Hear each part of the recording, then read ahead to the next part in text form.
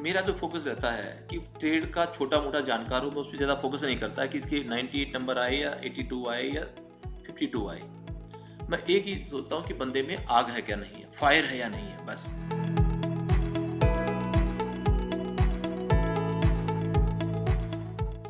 Hi everyone, I'm Amol Gupta and I want to welcome you to Next Level Success.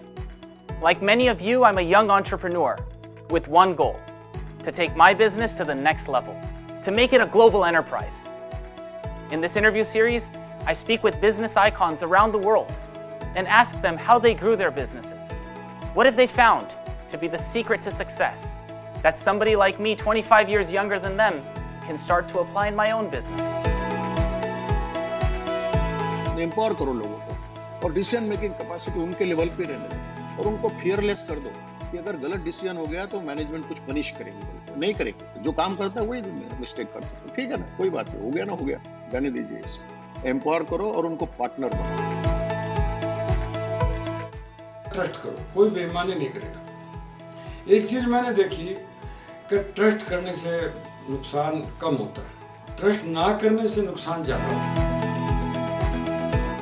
Business का भगवान एक ही है, आपका client. तो ये हमारा भगवान यदि खुश हो गया तो ये भगवान तो आपको कहते ना, मन्नत मांगते हैं, पर्चा देता है, पता नहीं कब देता है, ये तो शाम की शाम दे के चला जाता है। अगर जो हमने टाइम बोल दिया, अगर उस टाइम पे देते थे तो हमारी तरफ से वो लेट कंस्ट्रक्शन है। जनरली बिफोर टाइम होता था तो हमारे हिसाब से क्यों टाइम पे दिया। ऐसा है जी, एक तो मैं कभी भी किसी से झगड़ा किसी से हो भी जाता है ना, तो उसको वहीं खत्म कर देता हूँ, किसी तरह भी सेटल कर देता हूँ। अपना जो रिलेशन है स्टाफ के साथ में, वो दयालुता का भी रहना चाहिए और डिसिप्लिन का भी, सख्त भी रहना चाहिए। अगर आपको शुरू में ही प्रॉफिट और चीज का लाभ वो लग जाएगा तो आप झटके सहन नहीं कर पाएंगे। तो इससे मत घबराओ, डिसीजन लेना सीखो। सबसे पहला कस्टमर है, कस्टमर के लिए कोई नुकसान होता है तो कंपनी से लड़ना पड़े तो लड़ो। Join me as we merge their wisdom with modern day technology and take our own businesses to the next level. Today we're privileged to be speaking with Sri Ramesh Agarwal ji.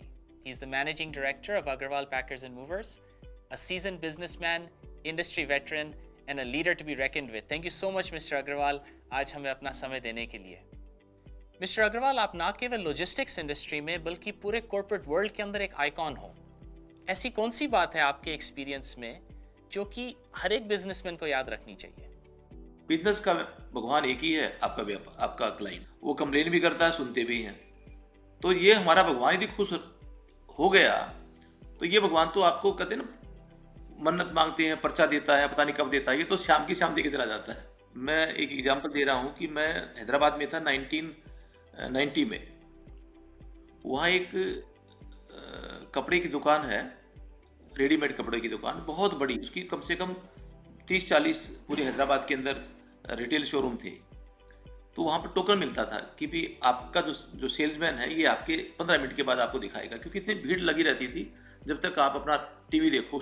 तो मैं token लेकर बैठा हुआ था, तो मेरे पास एक आदमी मेरे से करीबन 15 मिनट बाद आया, वो बाजू में बैठ गया और उसने उसको पहले बुला लिया और मेरे को नहीं बुलाया। मैं 15 मिनट बाद आया, इसको पहले बुला लिया, मेरे को नहीं बुलाया। तो मैं जाकर मैनेजर को शिकायत करने लगा कि भाई यार, मैं पागलों की तरह बैठा रहूँगा क्या, मेरे से बाद में आया, इसको तो बुला लिया और मैं तभी बैठा हूँ टोकन लेकर। तो उसने कहा कि नहीं, ये बहुत पहले आया हुआ है। बोले मैं, मेरे सामने आया भाई। जी आप समझ नहीं पा रहे, ये हमारे से 3-4 दिन पहले कुछ कपड़े लेके गया था और इसके समझ में नहीं आए, अब ये वापस करने आया है। तो ये मेरा 4 दिन पुराना ग्राहक है, इसलिए I have to attend him before you. तो मतलब जो आदमी उस ग्राहक को मेरे से पहले अटेंड कर रहा है, जो वापस देकर पैसे लेकर जाएगा, तो इसका मतलब ये दुकान की तो कोई मुकाबला ही नहीं है।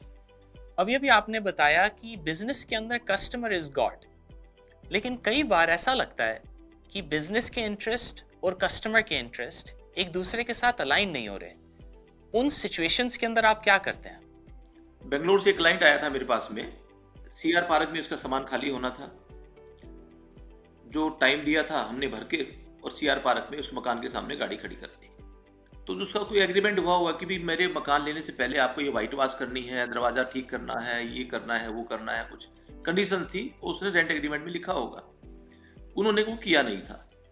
उसने कंप्लेन करी कि भाई ये चीज़ तो आपको करनी थी। तो वो बोला कि भाई अभी कुछ हुआ है वो ठीक है, अब आपको लेना है तो ले लो, नहीं लेना तो मत लो। उसने कहा कि भाई मेरे को चाहिए मकान, पर मैं अब मेरा ट्रक यहाँ सामने आ गया, मैं क्या करूँ? तो हमारे आदमी ने कहा कि था फिर ट्रांसपेमेंट नहीं करोगे तब तक गाड़ी खड़ी होगी, तो हम तो 3,000 रुपये पर डे का हाल्टिंग चार्ज लेते हैं, आपसे 2,000 ले लेंगे। इस तरह से 15 दिन तक उसको मकान नहीं मिला। 15 दिन के बाद एक मकान मिला, मेरी गाड़ी 15 दिन तक खड़ी रही और 15 दिन के बाद खाली कर दिया। उसने 30,000 रुपये मेरे को 15 दिन के बाद के दे दिए। 10-15 दिन के बाद ऑफिस में आता है, वो कहते हैं कि अग्रवाल जी आपका एक स्लोगन है जीरो टेंशन। आप कहते हैं कि हम टेंशन फ्री घर शिफ्ट कराते हैं। बोला हाँ जी हम कराते हैं। तो मैं 30,000 रुपये दिए, मैं तो कुछ सेकंडों के लिए टेंशन हुआ, या तो मैं गलत हूँ या आपका जो स्लोगन है वो गलत है। हमने इसको फुट फॉर थॉट दिया हमारे टीम को कि भाई tension free either change it, और या ऐसा काम करो कि ये इसको 30,000 रुपये देने हैं ये हम ना लें। एक सोल्यूशन निकला टीम के द्वारा कि अब है ना किसी का भी जब हाल्टिंग होगी उसको पैसा नहीं देना पड़ेगा, हार्डली देना होगा तो पर डे के 50-60 रुपये ग्राउंड रेंट देना पड़ेगा। तो हमने कैसे करना होगा? तो बोले हम अब ऐसा करेंगे, जब भी कोई सामान भरेंगे और जो ट्रक हमने जो बनाए हुए हैं जिसके साथ बॉडी फिक्स है, रिजिड बॉडी बोलते हैं इसको, in place of rigid body will make a portable body. तो ये एक मॉडल अपनाया, उस कंप्लेन को हमने सीरियस लिया। आज के दिन कस्टमर एक्विजिशन बिजनेस का सबसे बड़ा चैलेंज बनता जा रहा है। In fact, companies are burning thousands of crore rupees to acquire new customers. आपके एक्सपीरियंस के अंदर कस्टमर एक्विजिशन का सीक्रेट क्या है? हमारे क्या होता है कि अभियान चलता है साल में कि जिन आदमियों को कहीं भी थोड़ा मोटा टेंस हुआ था, हम फोन करते हैं कि सर आपका सामान डिलीवरी हो गया था, हो गया था। कितने घंटे बाद डिले हुआ या टाइम से आ गया था? नहीं, एक दिन डिले हो गया था। अच्छा, तो आपको फिर कैसे किया?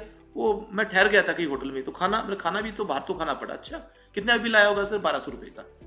सर ये मेरी गलती थी, मैं आपका पता चाहूँगा, आपका बैंक अकाउंट दो, आई विल जस्ट पुट 1200 रुपये इन योर अकाउंट। ऐसे 500 लोगों के अकाउंट में 1200 डाल दिए, 1500 डाल दिए, 1000 डाल दिए। ये आपके मैसेजर बन गए। 1500 इंटू 12, ये आपके कम से कम कितने लोगों तक आपका 15-20 हज़ार लोगों तक आपका मैसेज पहुंच गया। आपने कितना खर्चा किया? टीवी में करते तो उसका लाभ पता नहीं कितना होता, उससे बड़ा तो इसमें लाभ हो गया। आपकी बातें सुन के ऐसा लग रहा है like you always come up with out of the box solutions. क्या ऐसा हमेशा रहा है? जब मैं भारतीय वायुसेना में MTI मद्रास करके जब मैं श्रीनगर पहुंचा, इट वाज 1980, 16 दिसंबर से मेरे को ड्यूटी ज्वाइन कर ली। -12 डिग्री टेम्परेचर था, दिसंबर का महीना था, सारे तरफ से बर्फ पड़ी हुई थी। 31 दिसंबर तक मेरे को कुछ काम नहीं मिला। हमारा उस टाइम पर सैलरी डे 31 दिसंबर होता था, मतलब मंथ का एंड, आखिरी दिन में तनख्वाह मिला करती थी। और उस जमाने में कैश मिलती थी। एक अफसर, तनख्वाह वाला पे ऑफिसर बोलते हैं, वो बैठ जाता था, नाम बोलते रहते, हम आते रहते, आईडी कार्ड दिखाया, पैसे हाथ में गिने, दस्तक किए, पीछे मुड़े चल दिए। तो मेरा नंबर आया तो मेरे को भी वहाँ मेरे याद आ रहा है 7-8 हज़ार रुपये उसने नगद मेरे हाथ में दिए। मैंने गिनने के बाद जैसे 7-8 दिए होंगे तो आधे इनके 4,000 रुपये मैंने वापस दे दिए और 4,000 रुपये जेब में डाल लिए।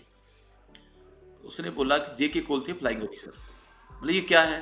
बोला सर 15 तारीख तक काम किया हूँ, 16 के बाद तो मैं 1 रुपये का काम नहीं किया, और पिताजी का सख्त आदेश है हराम का खाना नहीं, जिस दिन एयरफोर्स काम दे देगी उस दिन मैं अपना पैसा लेना शुरू कर दूंगा। तो बोला ये मालूम है इट्स इट ऑफेंस? तो उसने मेरी चार्जशीट रेज कर दी और चार्ज के लिए मेरी पेशी पड़ गई एक विंग कमांडर SK निगम, जो हमारे सेक्शनल कमांडर CO थे। तो CO ने पेशी के अंदर बुलाया, बोला कि भाई ये चार्ज पढ़ के बताओ। तो उसने कहा कि yes gentleman, why did you do so? मैंने कहा कि सर मैं हराम का पैसा नहीं ले सकता। तो वो विंग कमांडर SK निगम जो CO था अंदर से बहुत खुश हुआ, और जिसने चार्ज लगाया था उसको ऑफिसर को बोला कि आप जाओ, मेरे को अकेले से बात करनी है। बोला कि मेरा कल से आपको मैं एसओ बना रहा हूँ, बनोगे? मैं सर क्यों नहीं, वाई नॉट। तो कहने का मतलब है कि जब तक आपके अंदर कोई इनोवेशन नहीं, मतलब आउट ऑफ बॉक्स सोच नहीं होगी, वो भी देश के हित में, समाज के हित में और किसी भी आपकी उस कंपनी के हित में, वो आउट ऑफ बॉक्स से आपको एक जगह बनानी है। मुझे याद है मैं कुछ साल पहले आपके ऑफिस में आया था, एक दिन की इंटर्नशिप करी थी मैंने आपके साथ। उस टाइम पे मैंने नोटिस किया कि आपने अपना टाइटल मैनेजिंग डायरेक्टर का नहीं, चेयरमैन का नहीं, बल्कि मैनेजिंग वर्कर का रखा है। ऐसा क्यों? एक्चुअल क्या होता है कि आप किसी कंपनी के अंदर जब लोगों से फ्लोर पे मिलते हो, एक माहौल ऐसा बनना चाहिए, वो ये समझे कि मेरी तो कोई भी है सुनेगा, ठीक है, जैसे प्रोटोकॉल आपके नेक्स्ट मैनेजर के next manager, it has to be carry like that. नहीं तो आप 6000 आदमी है, किस की बात सुनोगे? तो मैंने ये कहा कि मेरे पास पहुंचना बहुत ही आसान है, सब्जेक्ट टू एक हमने फार्मूला बनाया 6 आवर्स फार्मूला, यानी कि एक क्लर्क अपने ऑफिसर के पास विद इन 6 आवर्स वहां पर लेकर जाएगा। यदि उसने रिजोल्व कर दिया तो ठीक है, अदरवाइज नेक्स्ट 6 आवर्स वो अपने एजीएम के पास लेकर जाएगा। उसने किया तो ठीक है, अदरवाइज वो अपने सीईओ के पास लेकर जाएगा। यदि 18 आवर्स में कोई काम रिजोल्व नहीं हुआ तो that means you are most welcome in the worker cabin, managing worker की कैबिन में। Wow, the 6 hour rule, that's amazing. तो आज आपके पास थाउजेंड्स ऑफ एम्प्लॉइज हैं और रोज आप नए एम्प्लॉइज को हायर भी करते हैं। उस इंटरेक्शन के अंदर आपके पास 10 मिनट हैं। आप ऐसी क्या चीज़ ढूंढ रहे होते हैं जिससे आपको भरोसा हो जाता है कि हाँ, ये कैंडिडेट कंपनी के लिए एक अच्छा एम्प्लॉय साबित होगा? केवल मेरा जो फोकस रहता है कि ट्रेड का छोटा मोटा जानकार हो, मैं उस पर ज़्यादा फोकस नहीं करता है कि इसके 98 नंबर आए या 82 आए या 52 आए। मैं एक ही सोचता हूँ कि बंदे में आग है क्या नहीं है, फायर है या नहीं है, बस। तो आज अगर नवनीत, योर सन, अगर वो आज पूछे आपसे कि कोई एक बात ऐसी बताओ जिसको अगर मैं याद रखूं तो मैं इस कंपनी को दुनिया की नंबर 1 ट्रांसपोर्ट कंपनी बना सकता हूं, मेरा एक हमेशा रहता है कि कभी भी जो आदमी, जो नई पीढ़ी है, वो क्विक डिसीजन ले लेते हैं कोई भी इमीडिएटली। कोई माइंड सेट हो गया, अरे वो आदमी तो घटिया है, 12 साल आपके पास काम कर रहा है, बहुत बढ़िया तरीके से रिजल्ट दिए, और नई पीढ़ी को शायद समझ नहीं आ रहा होगा क्योंकि वो कंप्यूटर से भी नहीं है।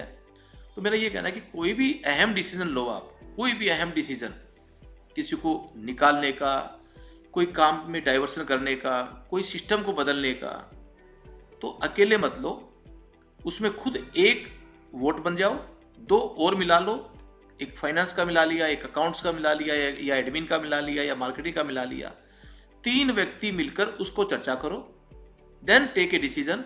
जब 3 लोग मिलकर डिसीजन ले लेंगे तो आपकी कंपनी को नुकसान नहीं होगा। Thank you so much mister Agrawal, आज आपने इतना समय दिया। इस डिस्कशन से मैंने कई बातें आज सीखी हैं। पहली बात, आपने इनोवेशन का सीक्रेट बताया। कस्टमर इज गॉड इस स्टेटमेंट को बहुत लोग कहते हैं, लेकिन आपने इस स्टेटमेंट को एक्चुअल में प्रैक्टिस करके ये दिखाया कि जब हम कस्टमर्स की नीड्स को गहराई से समझते हैं तो हम ऐसे ऐसे सॉल्यूशंस इनोवेट कर पाते हैं जो हमारी तो स्ट्रेंथ बन जाती हैं और हमारे कंपेटिटर्स के लिए बाउंड्री। दूसरी बात, the secret to new customer acquisition is actually existing happy customers. आपने हमें बताया कि हर एक एग्जिस्टिंग कस्टमर हमें 12 नए कस्टमर्स दिला सकता है। तो इसलिए हमें ये नहीं देखना कि हमारा कस्टमर छोटा है या बड़ा है, हमें अपने हर कस्टमर को एक हैप्पी कस्टमर बनाना है। तीसरी बात आपने बताई, आज के दिन हम रिक्रूटमेंट में, हायरिंग में इतना टाइम लगाते हैं कि हाउ डू वी आइडेंटिफाई कि this employ is going to be a good employ for the company.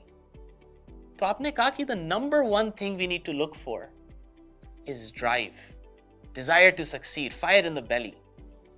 वो जो दीवाने मत वाले हैं उनको हम कभी ना जाने दें। चौथी बात, आपकी advice to the next generation. कई बार हम बिजनेस में आते हैं तो हमें ऐसा लगता है कि ये ठीक नहीं है, वो ठीक नहीं है, इसको बदलो, लेकिन उस समय पे हमें ये ध्यान रखना है कि हम इस कंपनी को एक ओनर की तरीके से नहीं बल्कि एक ट्रस्टी की तरीके से चलाएं, कि 3 वोट्स में से 1 वोट हमारी है, जब तक बाकी की 2 वोट्स ना मिलें तब तक हम कोई इंपॉर्टेंट डिसीजन ना लें। And that's the best way for us to ensure the safety of the business as it crosses through the generation into our hands. तो ये कुछ बातें मिस्टर अग्रवाल जो आज मैंने आपसे सीखी हैं. थैंक यू सो मच आज इतना समय देने के लिए. To our audience, we'll be back with a new business leader on another episode of Next Level Success. Stay tuned.